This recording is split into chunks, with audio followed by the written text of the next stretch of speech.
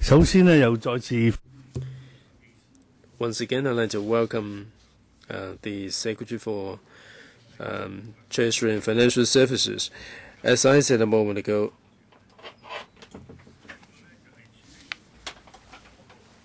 this session is devoted to public finance, and I'd like to invite the Secretary to say a few words in brief. Chairman, members, this session is of the special meeting will examine the expenditure estimates of the Treasury branch and related departments. The Treasury branch has oversight of several programs which cover revenue and financial control, provision of central support services within the government, and maintenance of government properties. I'd like to brief members on some points. First of all, the estimated total recurring expenditure for the three programs is $8.323 million, with about $5 billion on revenue and financial control, about $2.4 billion on provision of central support services within the government, and about $900 million on maintenance of government properties.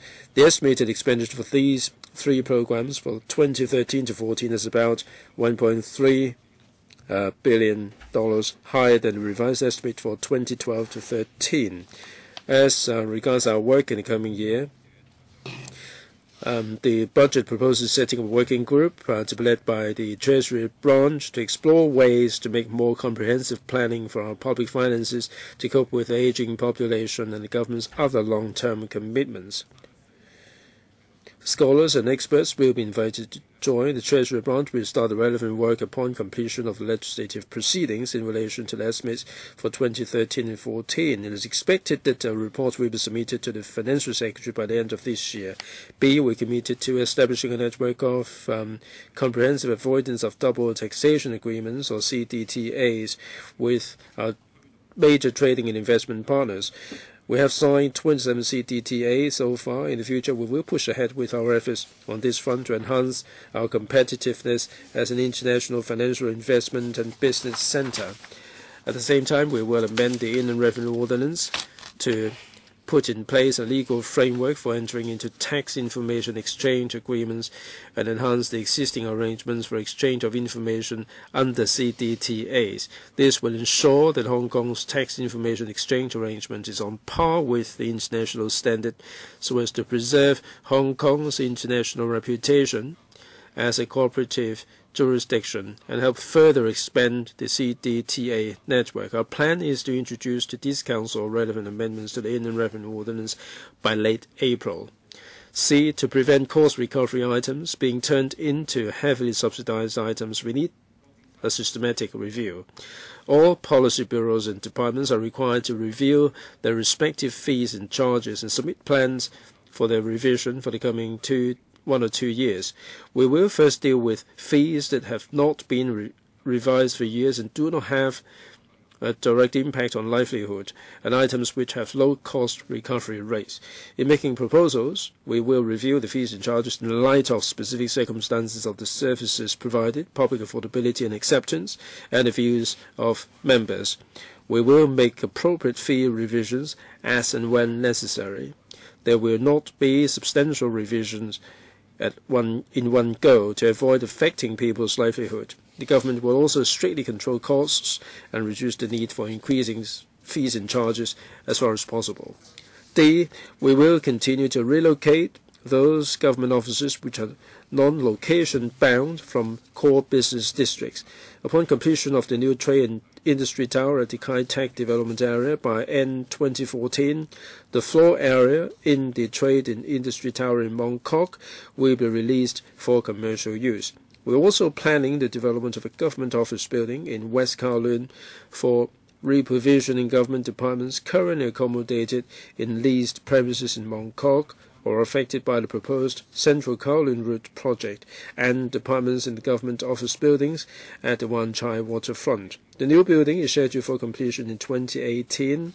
We're also actively undertaking preparatory work for the phased relocation of the departments in the 3 government office buildings in Wan Chai.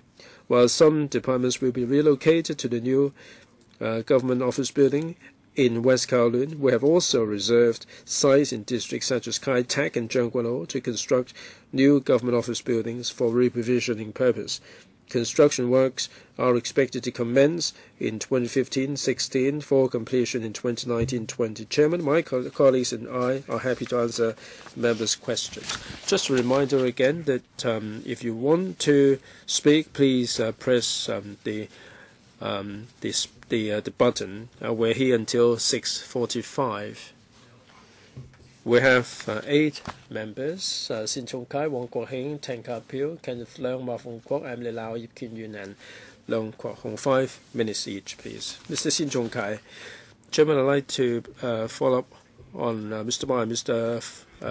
Che's question. Mr. Ma asked about the various funds. All of them are set out in the replies, and there are half a dozen questions regarding the investment returns of these funds.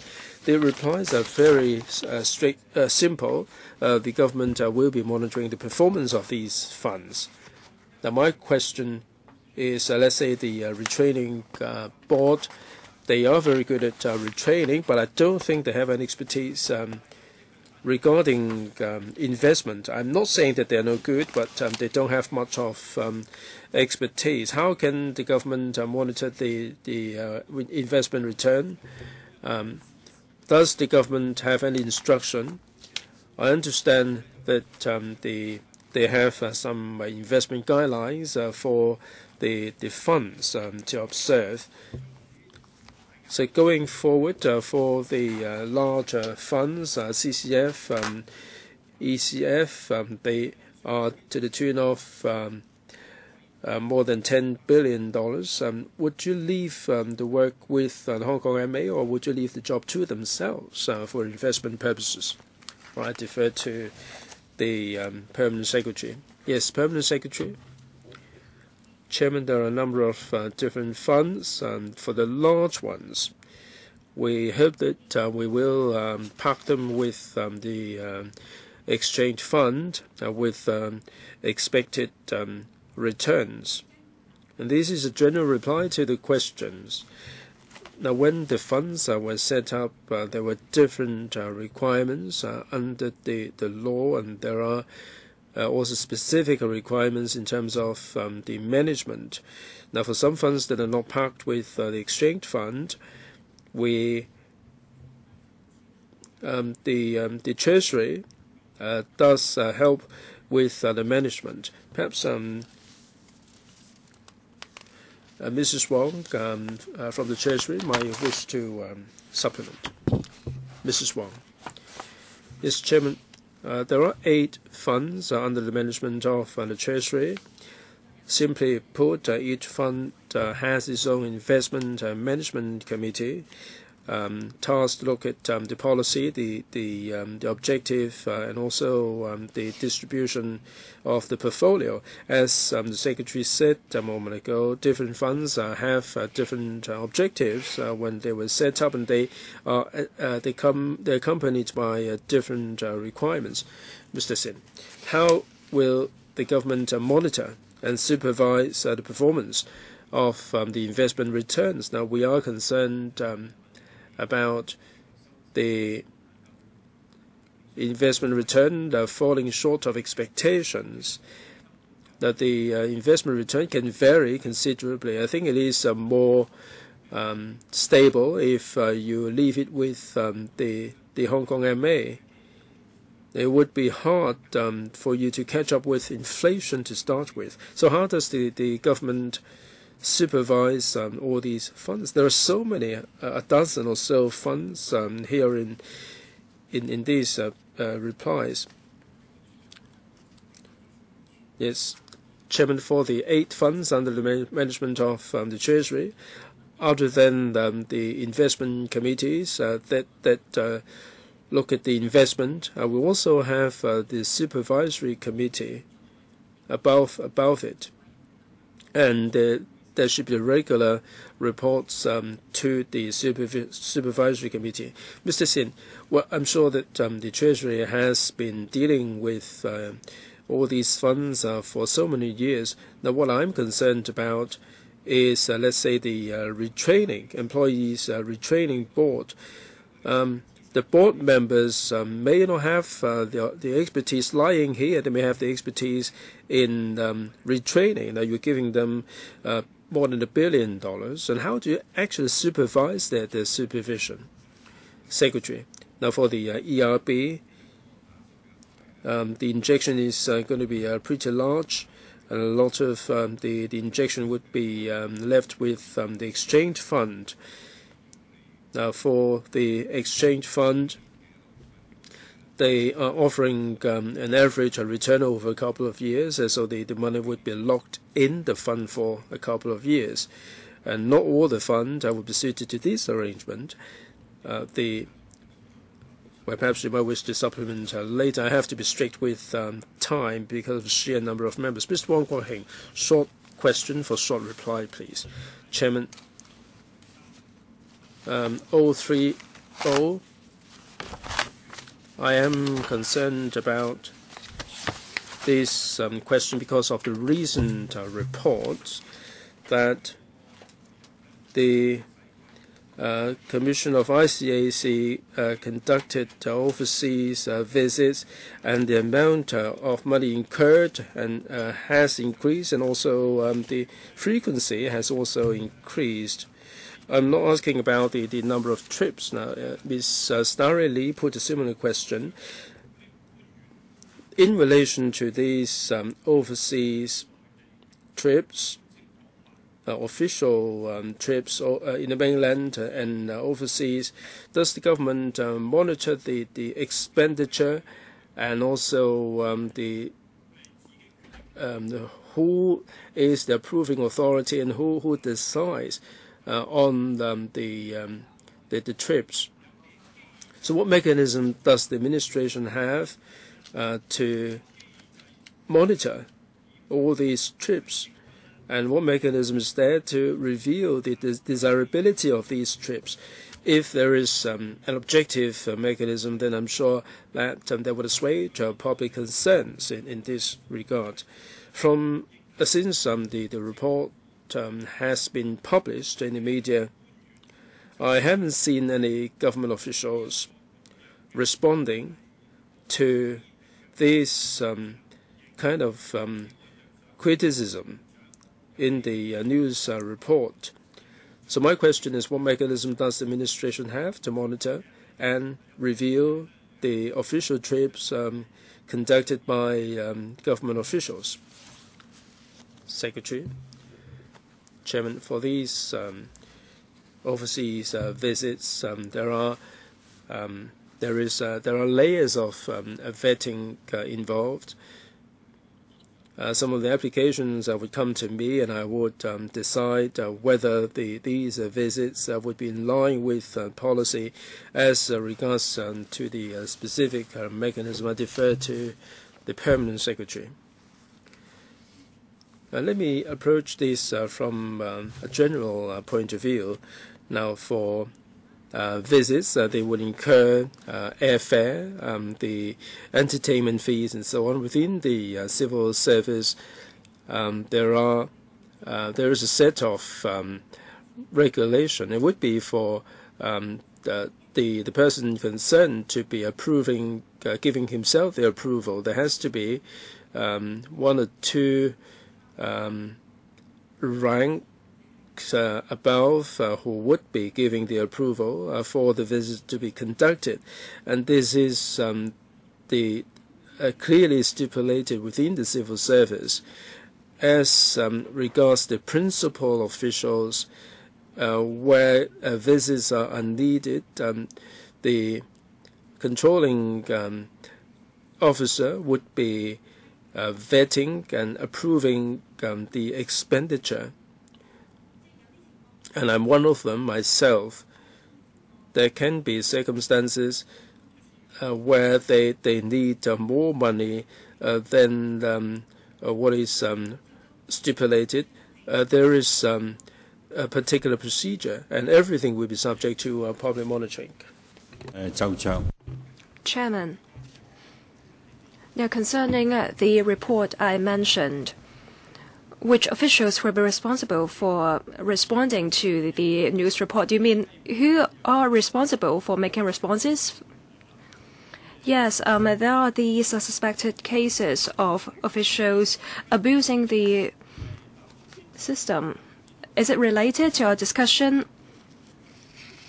Because you have to have some sort of review system, and I asked you about such mechanism earlier on. Permanent Secretary. We will have to see who the official in question, which department the official in question is in. Secretary, Permanent Secretary, are there any reviews? There are ongoing practices like reviews or annual reviews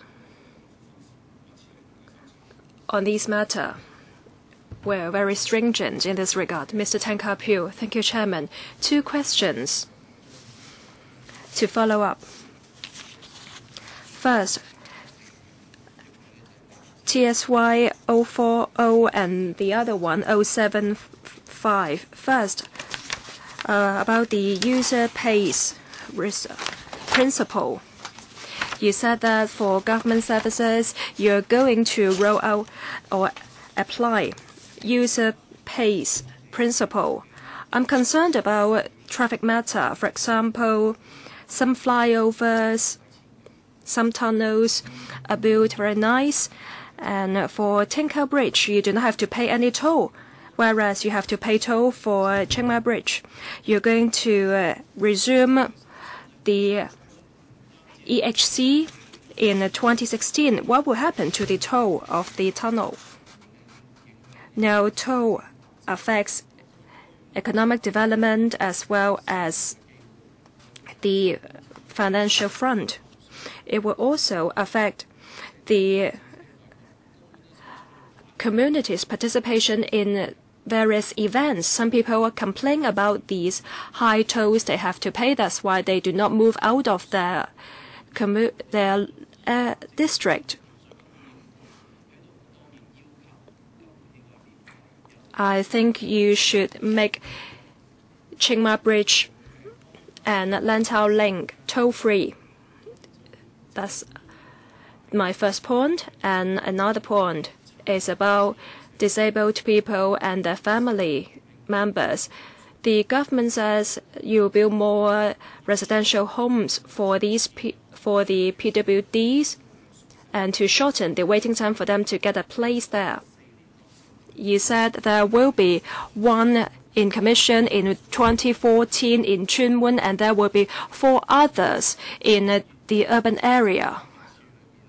Now, under the GPA, do you have any of such similar projects? For example, homes for disabled people. If you don't have that, will you consider my suggestion to build a home in one of the 4 sites of ex-disciplined officers' quarters? I'll defer to Ms. Chen to answer the first question. Concerning the first question, in the budget, we mentioned that we'll adopt user pays principles. This principle is related to government services, which we have to cover the cost. We will have to recover the cost. You mentioned some tunnels like the Lion Rock Tunnel and Tate Khan. They have their own accounts to deal with toll. Usually they look at the administrative fees and the traffic flow before they set down the toll. For the user pays principle in the budget, we actually focus on government services where we have to recover the cost. Now, for setting down the tolls, Does it mean that the principle I mentioned will not be applied to this?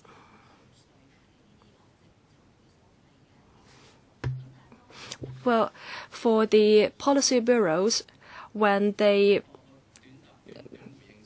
deal with toll issues, let me just tell you, in January, I conducted a survey, and the Transport and Housing Bureau said that they would adopt user pays principle. So you have to tell Mr. Anthony Cheung about your answer here. For user pays principle, usually is applied to most services provided by the government. However, it's up to the Policy Bureau to make its own decision whether the principle will be adopted or not when it comes to reality. For the ex-quarters side, we propose to turn them into quarters for disciplined officers because of the high demand in the sector. As for building residential homes, should SWD sees that there is a need to have such homes in a certain district, the GPA will identify the appropriate sites or premises for that purpose. I have to stop you here, sorry, because 7, 8 members are still waiting to speak. If each of you spend 2 or 3 more minutes in your reply, then I cannot allow it. Next, Mr. Kenneth Leung. 3 questions. FSTB 037. Now, in para 140 of the budget speech, you mentioned there will be a working group to review public expenditure of Hong Kong. When will you announce the membership, and when will you start the work? And when will the working group start its work? And when will we get a report from the working group? The next 2 questions are about public finances. Secretary, you mentioned that in the coming year, there will be amendments to IRO, Inland Revenue Ordinance. Well, will we see any increase in manpower between 2013-14 and 2015-16? My last question is about a bilateral business agreement between Hong Kong and Italy signed in January this year. There is something about dividend in the agreement. Now, recently, shareholders of Prada, for example, wonders if it can get the tax. And if so, who is going to charge the tax? A party in Hong Kong or in Italy? Now, you mentioned the working group. As I said in the opening speech, we expect after the passage of the appropriation bill, the working group will start working. At present, we haven't started. The working group hasn't started working yet. And once we get started, the membership will be announced.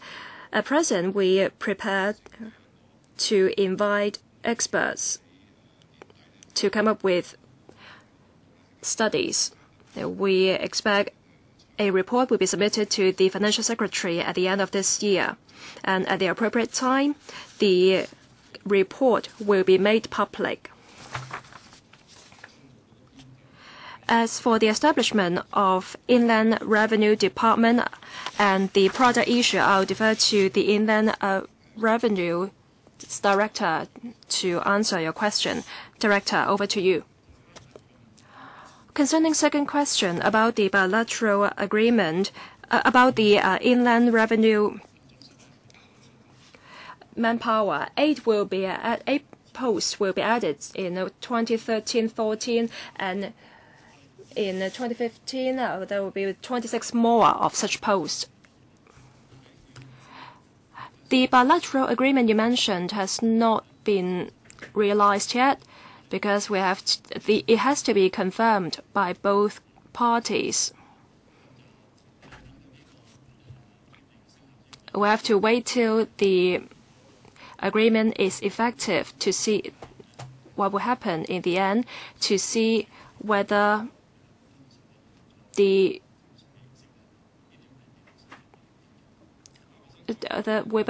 will deal with it by way of a tax return or what. Now, in fact, you mentioned several kinds of tax. First, about tax you get in advance, and secondly, about another kind of tax.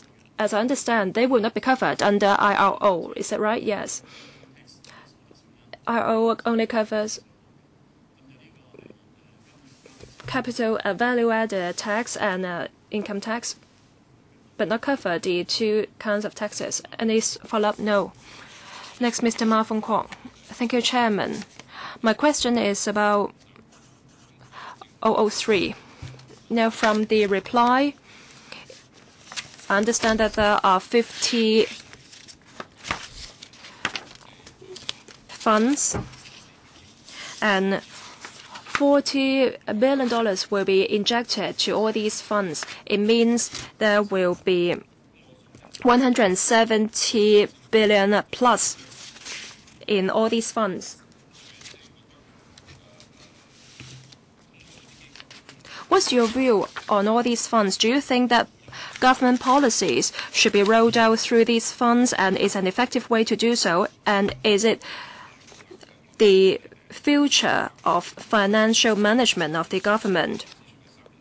It seems to me that you're injecting 1/3 of the recurrent expenditure to these funds. And so, will you review this practice? That is, how effective will the funds be in rolling out government's policy? And you mentioned the funds are not subject to economic fluctuations. But let's look at some examples. For example, some funds under HAB, for example, Sport Aids for Disabled Fund and Sports Aid Foundation Fund. In 2012-13, there has not been any injection. So what does it tell you when there was no injection? Does it mean that they were not effective? If they were not effective, will you consider consolidating all these funds and consolidate the investment so as to boost the effectiveness? That's my questions. Let me answer the questions about injecting into the funds. In the past, we also did that. That is, we injected money into several seed funds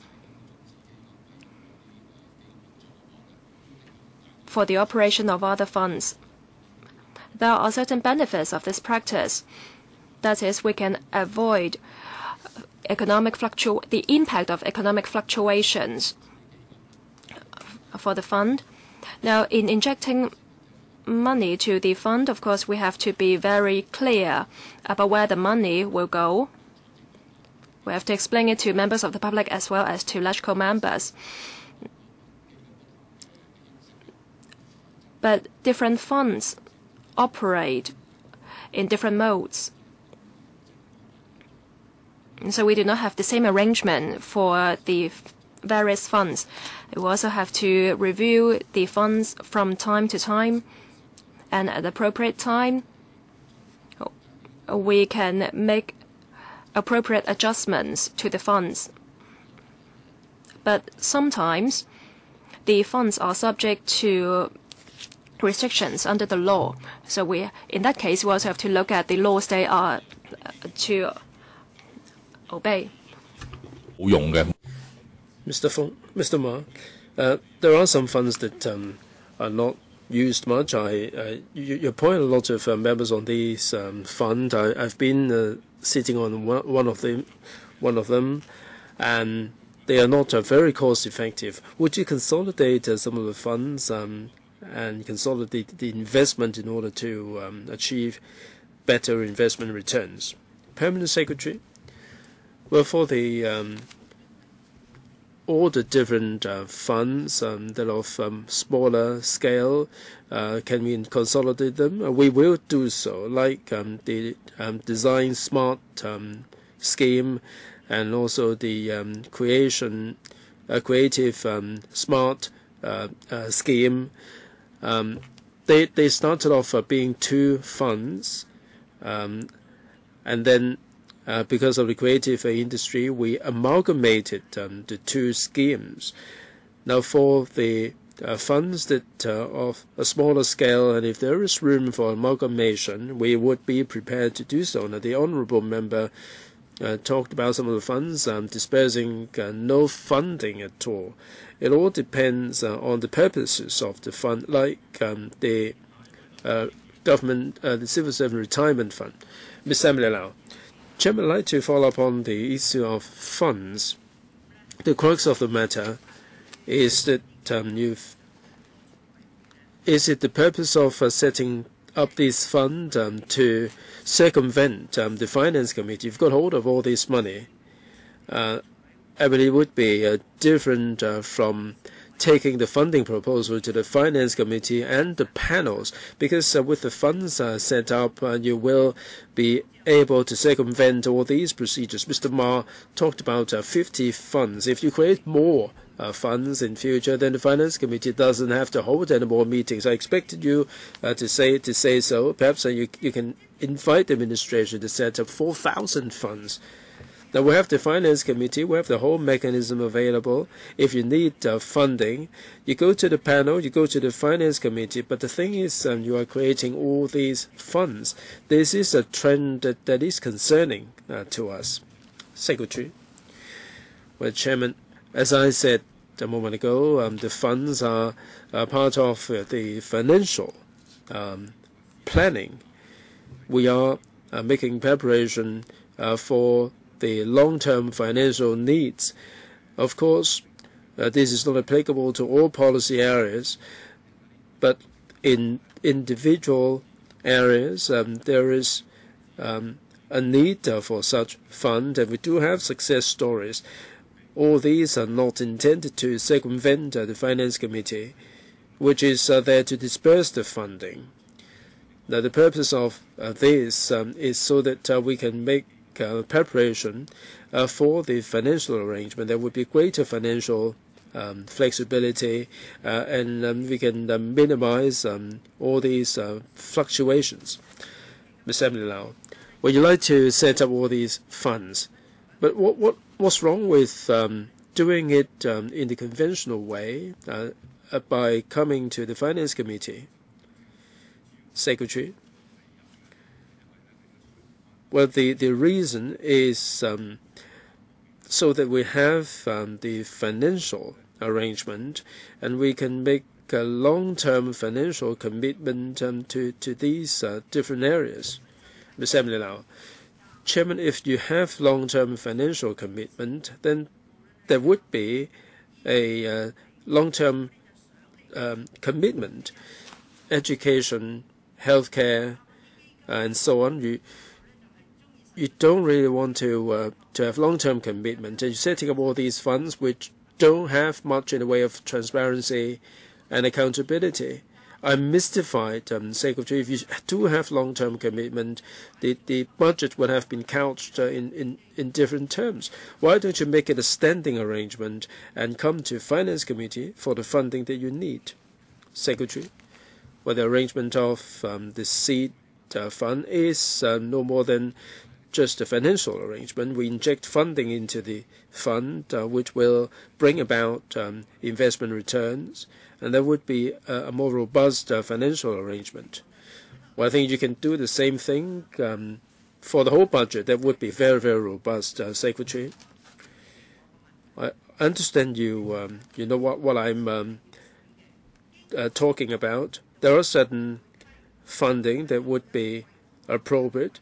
I think you should more appropriately come to the Finance Committee. A lot of the funds don't have any transparency, and many of them contain a colossal amount of money. We cannot ask any questions about all these funds, and this is wholly undesirable. Secretary. Well, as regards the way in which the funds are used, we should direct the questions at the policy bureaus. Ms. Lau, I'm talking about the financial arrangement. I'm not talking about the policy. You should not create all these funds. You should come to the Finance Committee if there is a need for funding. And you've created 50 different funds in this regard. I find this wholly unacceptable.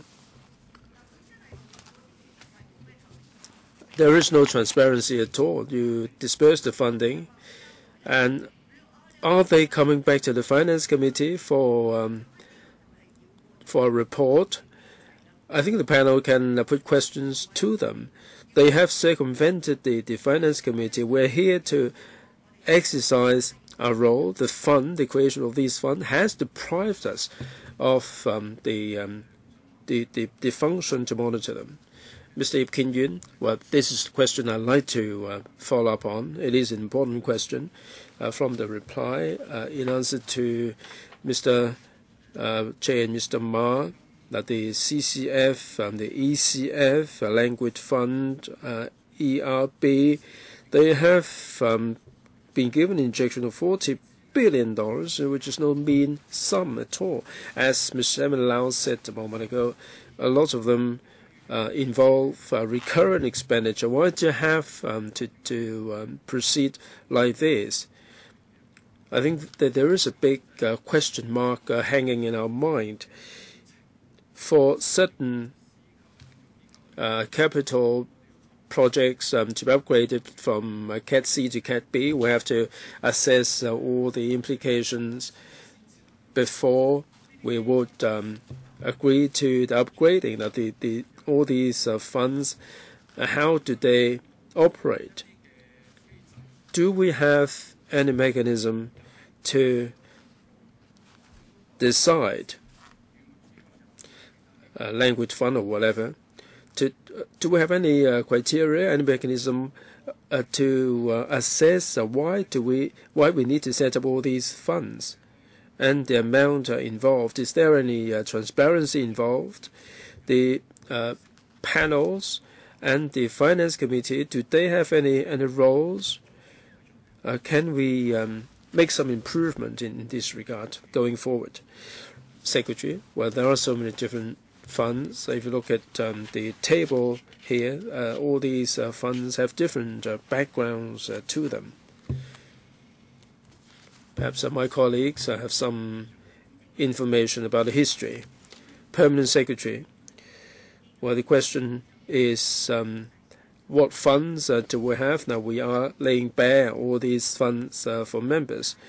The majority of the funds were approved by the Finance Committee when they were formed. Now we have to look at the consideration of the Finance Committee when they were approved. I'm not too concerned about the transparency because all these funds do have to make regular reports like the Capital Works Reserve Fund. Now the projects have to come to the Finance Committee for funding, and each year there is a report which would enumerate the progress of each and every item of projects. So when honourable members look at the funding proposals, members can raise their views. Right, we're here until 6:45. Perhaps I exercise my authority to extend the meeting to 7 p.m. But Chairman, you should say this after I've spoken.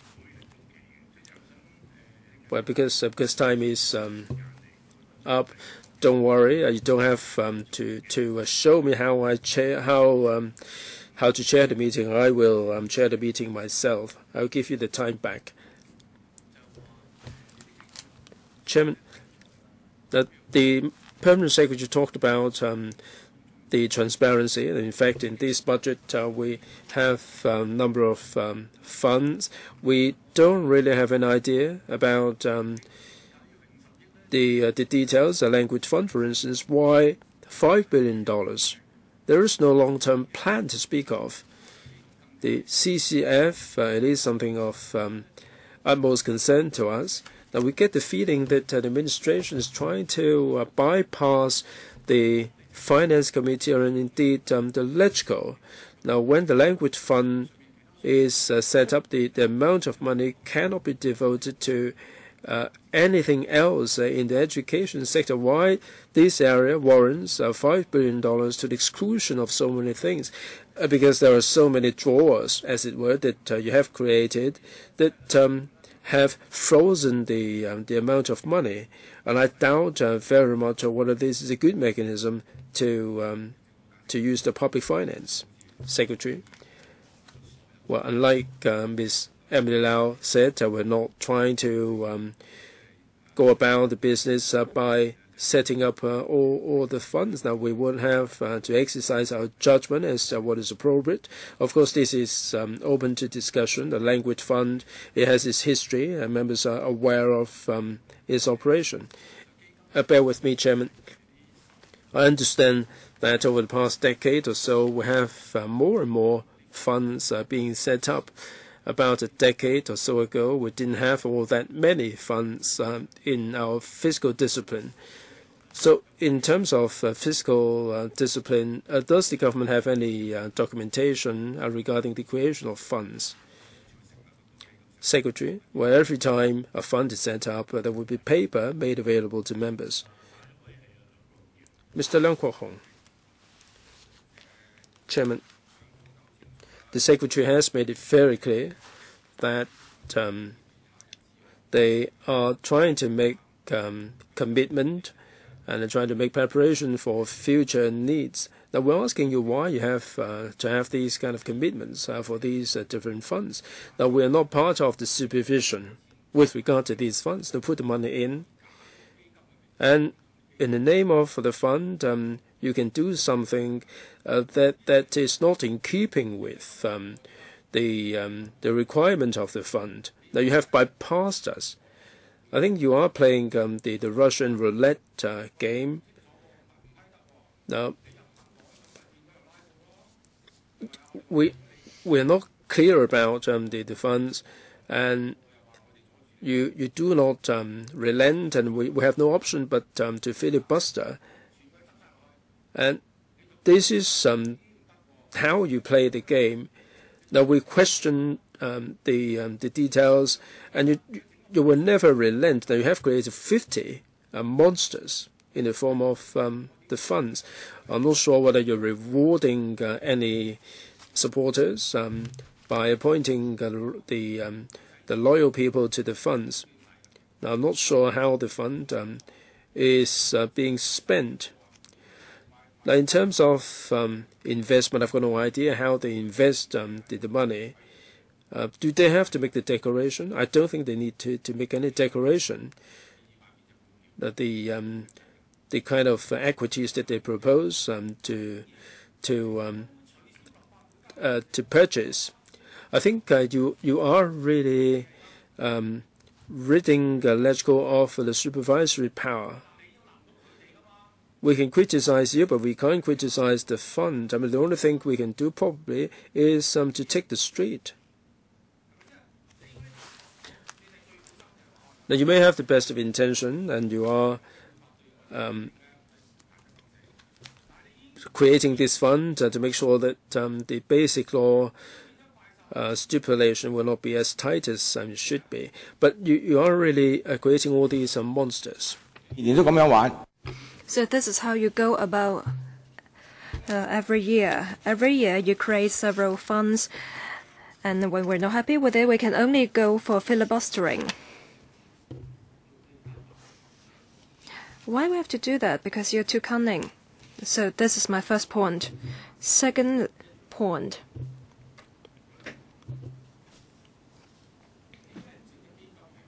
Why don't you create a fund for universal retirement protection? We're just asking you for $50 billion. Is it because of what others told you? So you refuse. Why don't you create a fund for improving livelihood instead of creating one for language? We're just asking you for $50 billion and in one go only. And 1 year later, we may accumulate up to $60 billion. We can even cover MPF. I've been through filibustering for a year just for this course, and still you refuse to set up such a fund. You said the funds are there for long-term commitment. I'm just asking you for $50, $60 billion. That's it.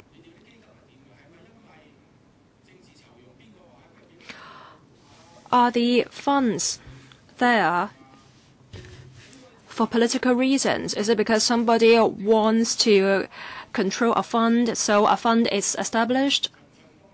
So it's like you're giving out favors to different people. It's like you're saying, because you have done something good for me, then I'll create a fund for you to manage. Is it how it's done? Are you prepared to be reasonable with us? You're so fond of all these funds. No. Can you create a fund for 5-year free education or a fund for kindergarten education? Can you do that? Or a fund with $60 billion for universal retirement protection and remove all those incapable people who are on the management of the fund? Can you do that? Secretary, can you give a written reply? Mr. K. Kwok Wai Keung. I'd like to turn to FSTB 059, a follow-up question on that. It mentions that the C&E department in the next financial year will see an increase of expenditure so that they can recruit over 30 officers to combat illicit cigarettes and to investigate contraventions of motor vehicle first registration ordinance.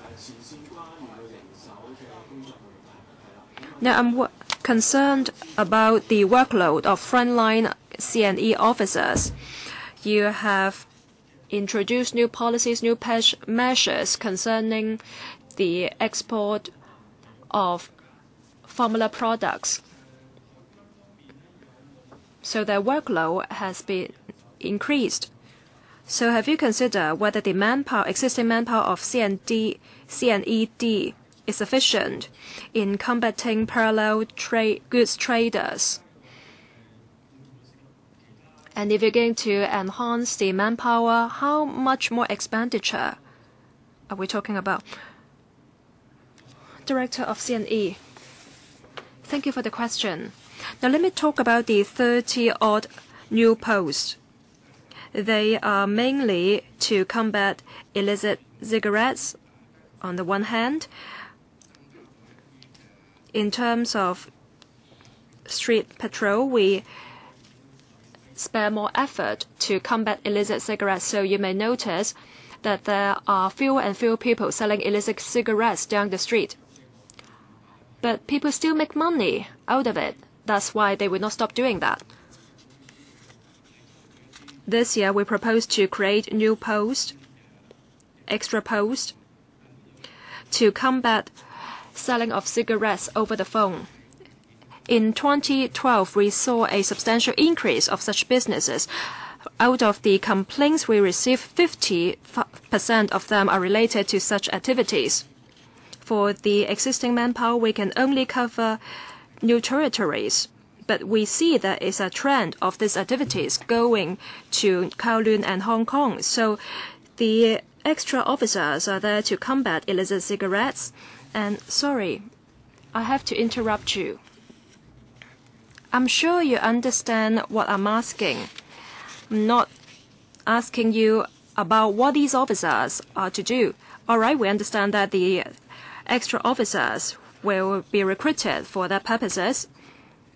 But at present, they already have a heavy workload because of the formula product measures. So how much more manpower will you add to CNED? For cracking down on parallel goods traders, we have to do that at the boundary points.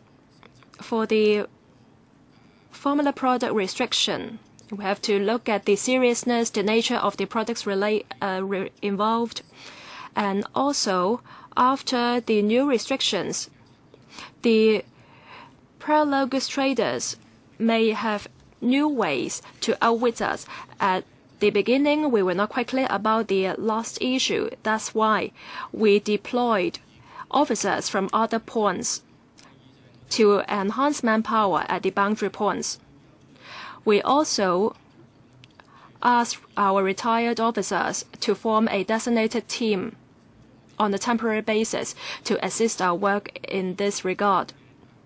From our reply, it's already mentioned